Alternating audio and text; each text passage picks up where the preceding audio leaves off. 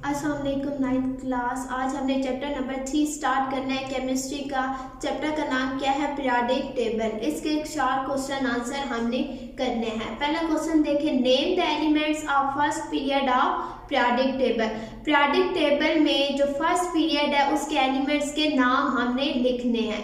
ठीक है, आंसर इसका क्या है? First period consist of only 2 elements, hydrogen and helium. जो फर्स्ट पीरियड है पीरियोडिक टेबल में उसमें सिर्फ 2 ही एलिमेंट्स मौजूद हैं। कौन कौन से हैं? हाइड्रोजन, उसके लिए सिंबल क्या यूज किया जाता है? कैपिटल H का, और हीलियम के लिए He यूज किया जाता है।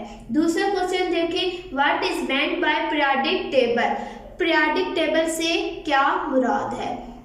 आंसर देखें, पीरियोडिक फंक्शन से क्या मुराद है? पीरियोडिक फंक्शन एलिमेंट्स की खसूसियात मुख्तलिफ लम्हों के बाद दोहराई जाती हैं, तो इसको हम क्या कहते हैं? Periodic function. यहाँ पे देखें, repetition of properties after regular interval in the periodic table is called periodic function. Periodic table में जो एलिमेंट्स की प्रॉपर्टीज होती हैं कुछ इंटरवल्स के बाद क्या होता है? वो रिपीट होना शुरू हो जाती है। जो फॉर एग्जांपल पहला एलिमेंट है उसके बाद जो नवा एलिमेंट आएगा तो उन दोनों की प्रॉपर्टीज जो होंगी वो सेम होंगी। इस तरह प्रॉपर्टीज जो होती है वो रिपीट होती रहती हैं। इसको हम कहते हैं पीरियोडिक फंक्शन। थर्ड क्वेश्चन देखिए, define ionization energy. Ionization energy की तारीफ करें। इसका आंसर देखिए था, किसी गैसी हालत में आजाद एटम के वैलेंस शेल में से सबसे कम अट्रैक्शन वाले इलेक्ट्रॉन को खारिज करने के लिए दरकार एनर्जी आयोनाइजेशन एनर्जी कहलाती है। सोडियम एटम की पहली आयोनाइजेशन एनर्जी 496 किलोजूल पर मोल है। इसके लिए इक्वेशन देखें, सोडियम एटम है, गिव अस, इसमें से एक इलेक्ट्रॉन इसने निकाला है, खारिज किया है, तो इसके ऊपर क्या चार्ज आ गया? प्लस का चार्ज आ गया है, और एक इलेक्ट्रॉन निकाला है तो +1 आ जाएगा। यहाँ पे देखें, the amount of energy required to remove the most loosely bound electron from the valence shell of an isolated gaseous atom is called ionization energy। अब देखिए आयोनाइजेशन एनर्जी क्या होती है।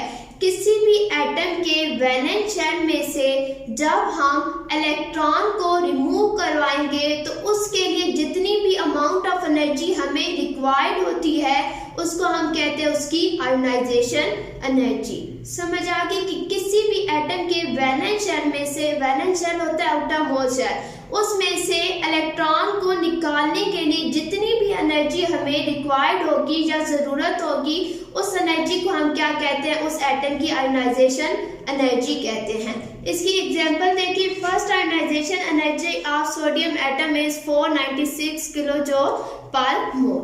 कि जो सोडियम एटम है उसके वैलेंस शेल में से जब हम एक इलेक्ट्रॉन निकालेंगे तो उसको निकालने के लिए हमें कितनी एनर्जी चाहिए होती है? 496 किलोजूल पर मोल एनर्जी हमें चाहिए होती है।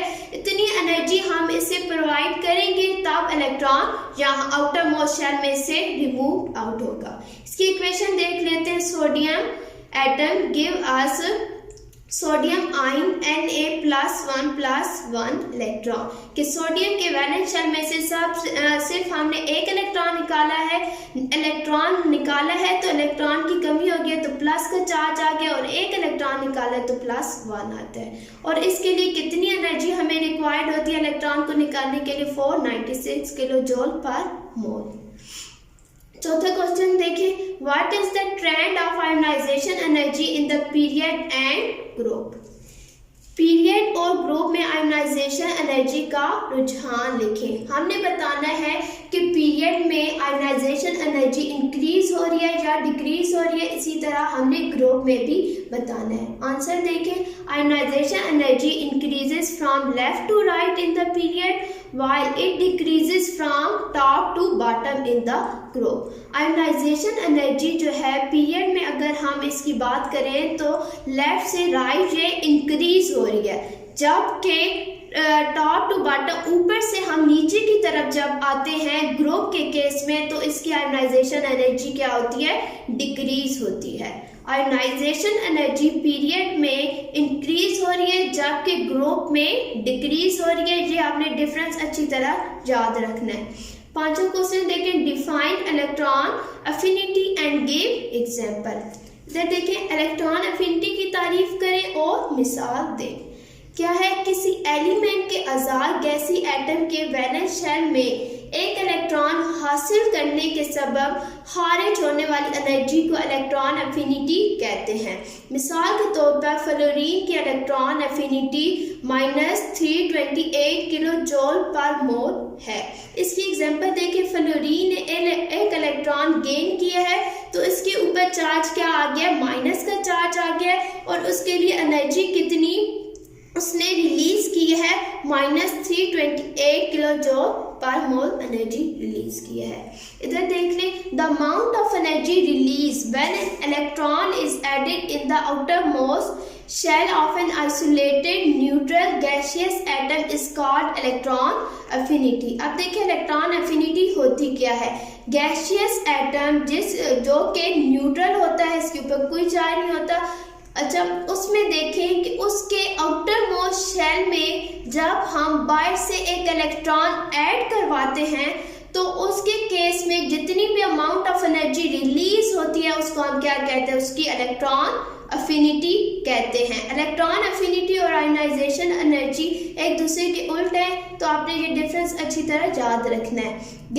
न्यूट्रल गैसियस एटम के आउटर मोस्ट शेल में जब हम बाहर से एक इलेक्ट्रॉन ऐड करवाते हैं तो उस केस में जितनी भी अमाउंट ऑफ एनर्जी रिलीज होती है उसको क्या कहते हैं, उसकी इलेक्ट्रॉन अफिनिटी कहते हैं। इसकी एग्जांपल देखें, फ्लोरीन ने एक इलेक्ट्रॉन गेन किया, उसके आउटर मोस्ट शेल में एक इलेक्ट्रॉन हमने ऐड करवाया तो उसके ऊपर चार्ज क्या आ गया, F नेगेटिव का, माइनस का चार्ज आ गया, और उस केस में उसने कितनी एनर्जी रिलीज की, -328 किलो जूल पर मोल एनर्जी उसने रिलीज की है। तो ये फ्लोरीन की इलेक्ट्रॉन एफिनिटी है। छठा क्वेश्चन देखें, right names of group 17 element. Group 17 elements के नेम लिखने हैं और साथ सिंबल भी बताने हैं। ग्रुप 17 के किसी 4 एलिमेंट्स के नाम लिखें। कौन कौन से हैं, फ्लोरीन के लिए F यूज किया जाता है, क्लोरीन के लिए Cl यूज किया जाता है, ब्रोमीन के लिए Br यूज किया जाता है और आयोडीन के लिए I यूज किया जाता है। इधर भी हम देख लेते हैं, फ्लोरीन, क्लोरीन, ब्रोमीन और आयोडीन। सातवां क्वेश्चन देखिए, डिफाइन इलेक्ट्रोनेगेटिविटी। इलेक्ट्रोनेगेटिविटी की तारीफ करनी है, वो हमने बताना है।